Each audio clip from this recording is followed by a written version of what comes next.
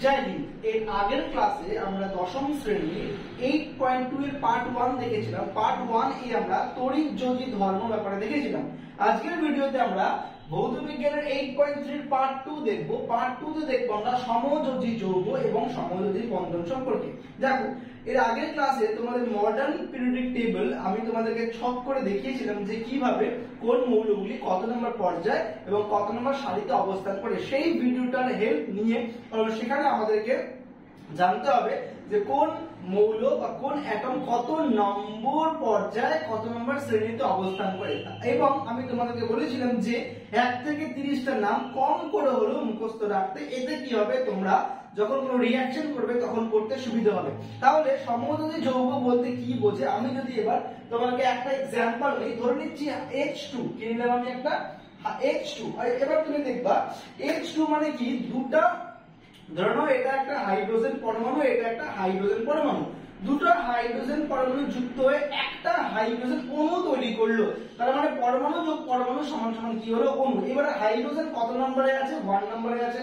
Hydrogen যদি 1 নম্বরে থাকে আমরা জানি, আমি প্রথম হাইড্রোজেনকে ডট দিলাম এবং পরবর্তী হাইড্রোজেনকে আমি কি দিলাম, ক্রস দিলাম। ঠিক আছে, প্রথম হাইড্রোজেনকে আমি দুটো আলাদা কালিতে করছি, প্রথম হাইড্রোজেনকে ব্ল্যাক কালারের কি দিলাম, ডট, এবং পরবর্তী হাইড্রোজেনকে ব্লু কালারের কি দিলাম, ক্রস দিলাম। তাহলে প্রত্যেক মৌল চায় একমাত্র হাইড্রোজেন ছাড়া, হাইড্রোজেন চায় তার বহিস্থ কক্ষপথে, হাইড্রোজেন চায় তার বহিস্থ কক্ষপথে কটা ইলেকট্রন রাখা, দুটো করে ইলেকট্রন রাখা। বাকি যত আমাদের পরমাণু রয়েছে সবকটা তার সর্ববহিস্থ কক্ষপথে 8টি করে ইলেকট্রন রাখার চেষ্টা করে। কটি করে? 8টি করে। তাহলে হাইড্রোজেন চাইলে কটা ইলেকট্রন রাখা, দুটো, কিন্তু হাইড্রোজেনের আছে কটা, একটা। আগের দিনের ক্লাসে আমি যেমনটা তোমাদের বলেছিলাম, তড়িৎ-যোজী বন্ধনের ক্ষেত্রে কি হয়, এই যদি তড়িৎ-যোজী হতো তাহলে কি হতো, এই হাইড্রোজেনটা কি করতো, তার একটা যে এই যে হাইড্রোজেনের যে একটা এখানে ইলেকট্রন রয়েছে বা আধান রয়েছে, সে কি করবে, এই পাশে এই হাইড্রোজেনকে ডোনেট করে দিবে, তাই তো? ডোনেট করে দিল, কিন্তু এই হাইড্রোজেনটা গেল কোথায়? তড়িৎ-যোজী যৌগ যদি হতো, এখানে অন্য কোনো অ্যাটম থাকতো, সেক্ষেত্রে সেটা অস্তিত্ব থাকতো। কিন্তু এখানে দেখো একটা মাত্রই ছিল, যদি দিয়ে দেয় হঠাৎ করে একটা হাইড্রোজেন আছে এবং একটা হাইড্রোজেন যদি গায়েব হয়ে যায়, অর্থাৎ আমরা জানি যে ভরের নিত্যতা সংরক্ষণ সূত্র, কোনদিন ভর সৃষ্টিও করা যায় না, আবার ধ্বংস করা যায় না।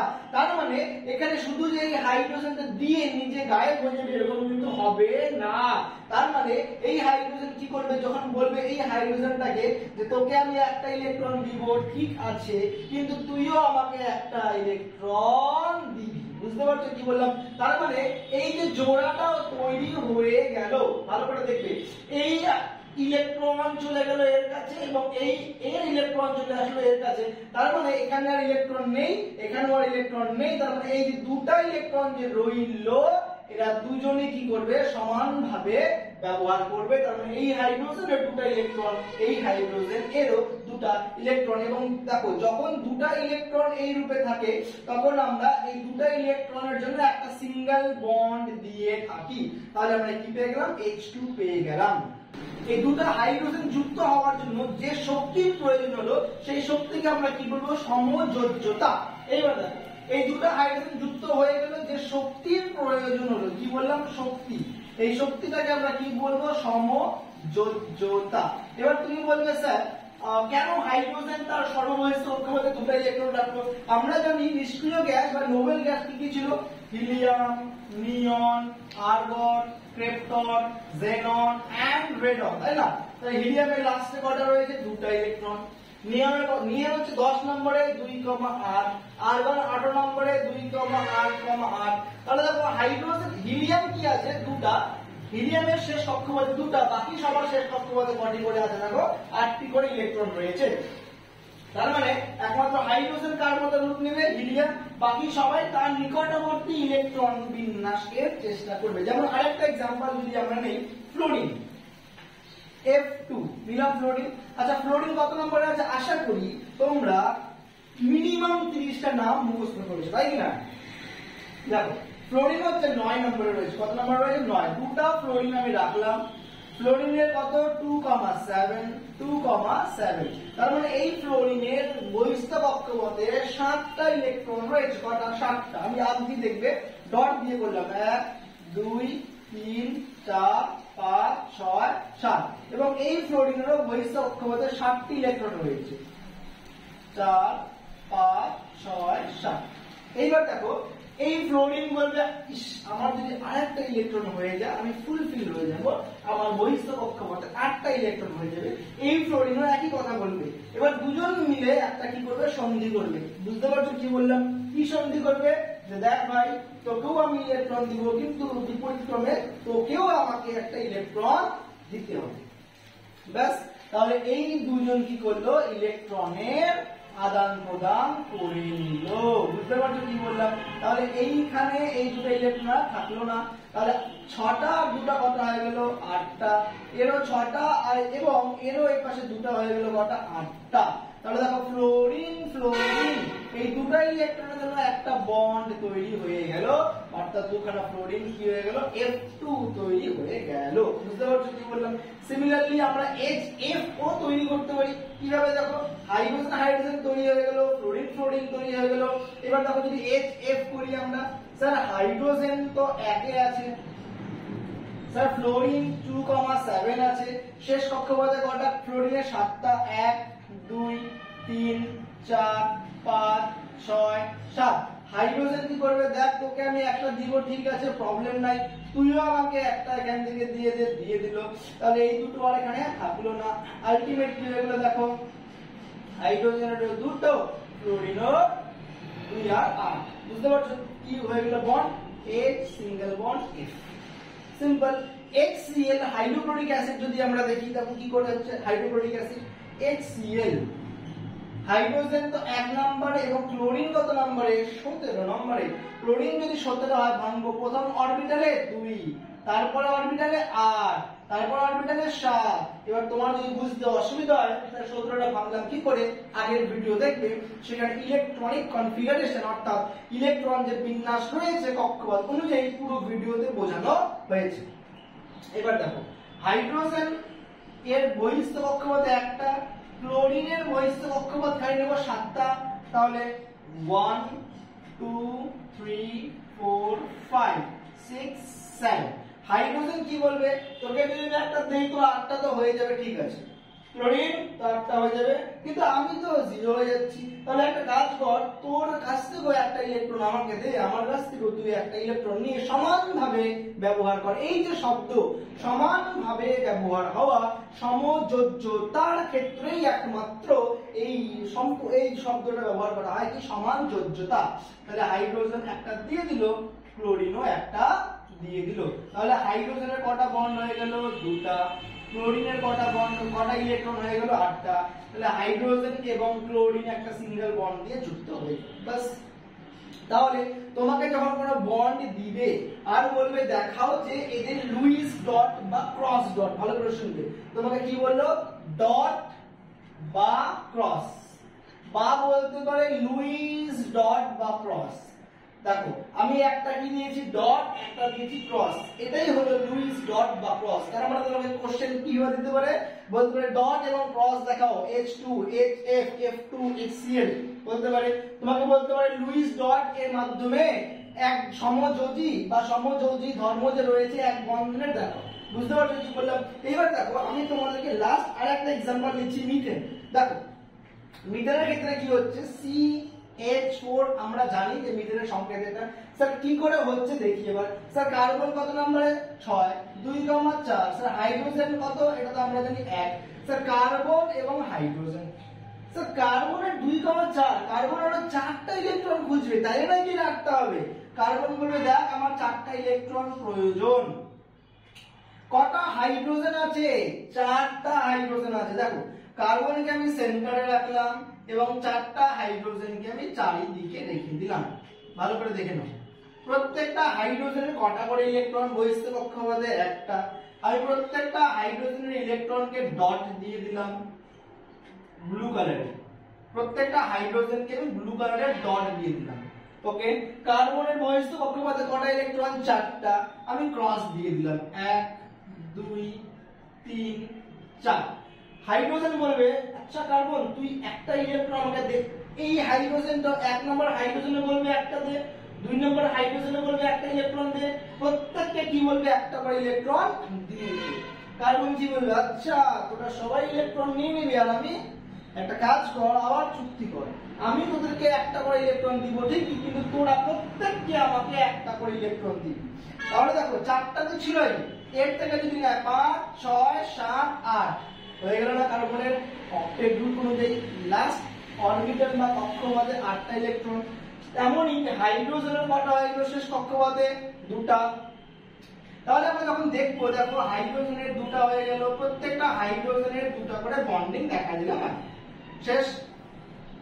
কার্বন বলবে ফ্রিতে তো আমি দিব না ভাই, আমাকেও কি লাগবে তোদের থেকে একটা করে লাগবে, তাহলে আমারও কটা হয়ে গেল 8টা হয়ে গেল। এই দেখো বন্ড পেয়ে গেলাম, কার্বন মাঝখানে রয়েছে এবং প্রত্যেকটা অর্থাৎ চারিদিকে 4টা হাইড্রোজেন হয়ে গেল কি কার্বন হাইড্রোজেন। দেখো রুলস হচ্ছে কার্বনের যোজ্যতা কত 4, হাইড্রোজেনের যোজ্যতা কত 1। স্যার যোজ্যতাটা কি? যোজ্যতা মানে সর্ববহিষ্ঠ কক্ষপথে ইলেকট্রন নেওয়া বা ইলেকট্রন ছাড়ার যে সংখ্যা তাকে বলে যোজ্যতা। এবার এটাকে ক্রস করে দাও, তাহলে C1 আর H4 হয়ে গেল কি মিথেন। এই CH4 C1 না বললেও হয়, এই CH4 কে আমরা কি বলে থাকি মিথেন বলে থাকি। ক্লিয়ার? এবার দেখো তুমি এই রকম ভাবে অনেক মানে কোনো শেষ নাই যেখানে দুজনে কি করবে ইলেকট্রনের আদান এবং প্রদান করবে। যে সমযোজ্যতা মানে যে শক্তি, যে শক্তির মাধ্যমে একে অপরকে ইলেকট্রন আদান প্রদানের মাধ্যমে একটা বন্ধন তৈরি করলো তাকে কি বলবো আমরা সমযোজ্যতা। আমি তোমাদের যতগুলো বন্ড দেখালাম সবকটাতে কিন্তু সিঙ্গেল বন্ড, অর্থাৎ দেখো একটা করে বন্ডই রয়েছে, এখানে দুটা কোনো বন্ডের সিস্টেম নাই। সমযোজ্যতার এক বন্ড দেখালাম, দ্বিবন্ধনও আছে, ত্রিবন্ধনও আছে, আমি দেখাবো। এইবার সমযোজ্যতার ফলে যে বন্ধন সৃষ্টি হলো, আমি এই যে এই আকারে রাখলাম, যে বন্ধন সৃষ্টি হলো এই আয়তাকার ঘরের ভিতরে HF HCl CH4 এই সকল মৌলকে কি বলবো আমরা সমযোজী মৌল। কি বলবো সমযোজী মৌল। এবং যে এই যে সিঙ্গেল বন্ড দেখা যাচ্ছে এক বন্ধন, এই বন্ধনকে কি বলবো সমযোজী বন্ধন। ছাত্র বা ছাত্রীরা এই জায়গাগুলো ভুলে যায় বা এই জায়গাগুলো একটু ভুলিয়ে ফেলে। সমযোজ্যতা মানে কি বললাম যে শক্তি, এই শক্তি দিয়ে কি করলো একে অপরের সঙ্গে যুক্ত হলো। সমযোজী বন্ধন, বন্ধন মানে কি বুঝলাম এই যে এখানে দাগটা আমি দিলাম এটা এক বন্ধন, দ্বিবন্ধন, ত্রিবন্ধন হতে পারে। আর সমযোজী যৌগ মানে যেই জিনিসটা এখানে তৈরি হলো তাকে বলবো কি আমরা সমযোজী মৌল। বুঝতে পারছো? বা সমযোজী যৌগ। এবার দেখো একটা জিনিস, সমযোজী বা সমযোজী যে পদার্থ পেলাম আমরা বা সমযোজী যৌগ যে পেলাম এবং তড়িৎযোজী যৌগ আগের দিন যে আমরা দেখলাম, তাই না? এদের মধ্যে পার্থক্যটা কি খুব ভালো করে বুঝতে হবে। তড়িৎযোজীর মধ্যে কি হয় খুব দৃঢ় আকর্ষণ বল থাকে, মানে ওখানে যদি আমরা যদি ভাঙতে যাই খুব বেশি পরিমাণে আমাকে কি দিতে হতো হিট, মানে খুব বেশি তাদের গলনাঙ্ক, খুব বেশি তাদের স্ফুটনাঙ্ক, তারা বেশিরভাগ কি ক্রিস্টাল আকারে মানে কঠিন আকারে থাকতো। কিন্তু সমযোজীর ক্ষেত্রে ভালো করে শুনবে এরা হচ্ছে কঠিনও হতে পারে, কিন্তু কঠিনটা হলো কোমল কঠিন, মানে খুব দুর্বল। বেশিরভাগ কি রূপে থাকে তরল অথবা গ্যাস রূপে থাকে। তার মানে এদেরকে যখন আমি ভাঙবো খুব অল্প পরিমাণে হিট দিলে এরা কি হবে ভেঙে যাবে। বুঝতে পারছো? যেমন আমি যদি বলি ক্লোরোফর্ম, ঠিক আছে, ক্লোরোফর্মের স্ফুটনাঙ্ক হলো 61.5 ডিগ্রি সেন্টিগ্রেড। এত কম টেম্পারেচার দিলে এটা কি হবে ভেঙে যাবে। বুঝতে পারছো কি বললাম? ক্লোরোফর্মের স্ফুটনাঙ্ক হলো 61.5 ডিগ্রি সেন্টিগ্রেড। অন্যদিকে তুমি যদি সোডিয়াম ক্লোরাইড দেখো NaCl, সোডিয়াম ক্লোরাইড এর গলনাঙ্ক স্ফুটনাঙ্ক হলো 1600 ডিগ্রি সেন্টিগ্রেড। ঠিক আছে, এটা হলো স্ফুটনাঙ্ক। আর গলনাঙ্ক হলো 820 ডিগ্রি সেন্টিগ্রেড, মানে 820 তে গলবে। আর এখানে 61.5 এ গলবে, কিন্তু এখানে 820 তে গলবে। আর এখানে 1600 তে কি হলো ফুটবে। তো দেখো কোথায় 61 আর কোথায় 820, মানে কত গ্যাপ রয়েছে। তাহলে সমযোজীর ক্ষেত্রে কি হচ্ছে স্ফুটনাঙ্ক কম টেম্পারেচারে ফুটে যাবে বা কম টেম্পারেচারে ভেঙে যাবে। এদের মধ্যে আন্তঃআণবিক আকর্ষণ বলটা কম এরা কি হয় অনেক দুর্বল হয়, কি হয় অনেক দুর্বল। কিন্তু তড়িৎ গতির ক্ষেত্রে কি ছিল, এদের স্ফুটনাঙ্ক অনেক বেশি, এদের আন্তঃআণবিক আকর্ষণ বল অনেক দৃঢ় এবং এদেরকে ভাঙতে গেলে অনেক বেশি পরিমাণে তাপ শক্তির প্রয়োজন হয়। ক্লিয়ার? এইবার আসি আমরা সমযোজী এক বন্ধন কমপ্লিট হলো, এইবার আমরা যাব সমযোজী দ্বি বন্ধনে। দেখো আমি একটা অ্যাটম নিচ্ছি কার্বন এবং আরেকটা অ্যাটম নিচ্ছি হাইড্রোজেন, কিন্তু যেইভাবে আমি একে অপরের সঙ্গে যুক্ত করাবো সেই যে কোয়ালিটি বা সেই যে প্যাটার্ন, সেই প্যাটার্নটা তোমাদেরকে চিনতে হবে। ধরো আমি লিখলাম C2H4, কি লিখলাম C2H4। এইবার তোমরা এখানে দেখে ভালো করে আমাকে বলো C2H4 মানে কটা কার্বন? ঠিক, কটা হলো? দুটা কার্বন। এবং C2H4 মানে কটা হাইড্রোজেন? চারটা হাইড্রোজেন। দেখো স্যার কার্বন হলো আমার দুটা, হাইড্রোজেন হলো চারটা, আমি কার্বন কার্বন দিলাম, এই পাশে একটা হাইড্রোজেন, দুটা হাইড্রোজেন, তিনটা হাইড্রোজেন, চারটা হাইড্রোজেন। ভালো করে দেখো তোমার ডাবল বন্ড ক্লিয়ার হয়ে যাবে। এটাকে আমরা কি বলবো? দ্বিবন্ধন। এর আগে যেগুলো করলাম কি ছিল? এগুলো ত্রিবন্ধন। এবার আমরা কি দেখবো? দ্বিবন্ধন। দেখো কার্বনের কত ইলেকট্রনিক কনফিগারেশন? 6, তার মানে 2,4। প্রত্যেকটা কার্বনের লাস্ট অরবিটালে কটা থাকবে? 4টা। শেষ, দিয়ে দিলাম 4টা ডট। হাইড্রোজেনের তো 1, তাহলে হাইড্রোজেনের ক্রস দিলাম কত? 1। ভালো করে দেখবে প্রত্যেকটা হাইড্রোজেনের কত দিলাম? ক্রস 1। এই কার্বন যদি এই হাইড্রোজেন এবং এই হাইড্রোজেন থেকে নেয়, দেখো 4 ছিল, 5 1 6 হবে। এই কার্বনও যদি নেয়, 4টা ছিল, 5 1 6, কিন্তু প্রয়োজন কত? 8টা। তাহলে এই কার্বন দুটো পরস্পরের সঙ্গে সন্ধি করবে। কি সন্ধি করবে? এইবার দেখো ইন্টারেস্টিং, ছিল 4টা, দুটো করে নিল, কটা হয়ে গেল? 6। এই কার্বন বলবে একটা কাজ কর ভাই, তুই আমাকে দুটা দিয়ে দে, আমার 8টা হয়ে গেল। এই কার্বন বললো ফ্রিতে তো আমি দিব না, তুইও আমাকে দুটা ইলেকট্রন দিয়ে দে, তাহলে আমারও 8টা হয়ে যাবে। যেমন দেখো ভালো করে দেখে নাও, 1 2 3 4 5 6 7 8। তাহলে এই কার্বনের যদি আমি বানাই ডায়াগ্রামটা ঠিক এরকম হবে। এই কার্বনটা যখন বানাবো আমি, তখন ডায়াগ্রামটা ঠিক এইরকম হবে। দেখো এই কার্বনেরও 8টা হয়ে গেল, এই কার্বনেরও 8টা হয়ে গেল, এবং প্রত্যেকটা হাইড্রোজেনের দেখো দুটো করে ইলেকট্রন বহিস্থ কক্ষপথে পেয়ে গেলাম। এবং এই যে কার্বন এবং কার্বনের যে বন্ড, আমি কি বলছিলাম? দুটা ইলেকট্রন নিয়ে একটা বন্ড। তাহলে কি পেলাম? দেখো কার্বন কার্বন ডাবল বন্ড, এপাশে হাইড্রোজেন সিঙ্গেল বন্ড, এপাশে হাইড্রোজেন সিঙ্গেল বন্ড। এই প্রথম কার্বনের বাঁদিকে হাইড্রোজেন, নিচে হাইড্রোজেন সিঙ্গেল বন্ড। এই যে বন্ড পেলাম, কি পেলাম? এটা আমরা C2H4 এর।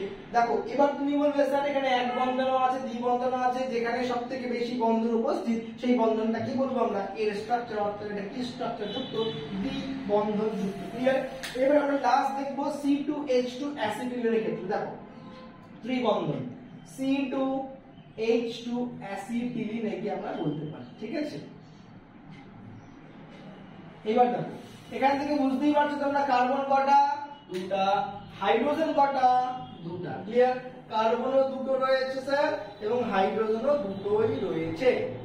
ওকে, carbon carbon hydrogen hydrogen. As simple আমরা জানি কার্বনের কটা?